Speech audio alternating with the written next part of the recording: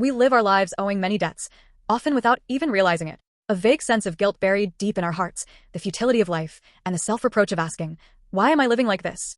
Moreover, there are times when incomprehensible suffering finds us. In those moments, we agonize and ask, why is this happening to me? When will this pain end? Is there even an end to it? However, 2,700 years ago, the prophet Isaiah made an amazing prophecy. He said that the coming Messiah would take our place and completely pay all the debts of sin and suffering that we should have spent our entire lives repaying. In particular, Isaiah 53 verse 10 declares this: the Messiah would become a guilt offering, fully compensating for all our losses. The word for guilt offering, Hebrew, asham, does not simply mean receiving forgiveness for sins.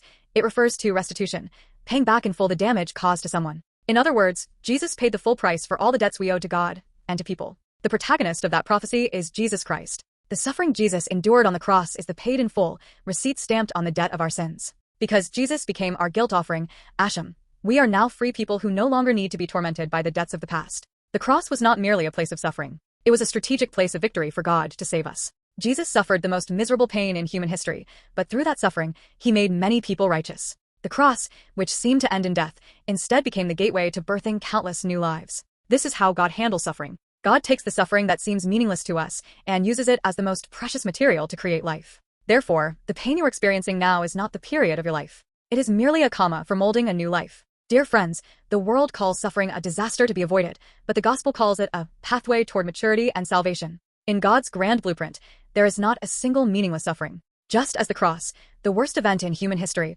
produced the greatest result of salvation, your suffering today, when held in God's hands, will become a staff of miracles that saves, heals, and transforms others.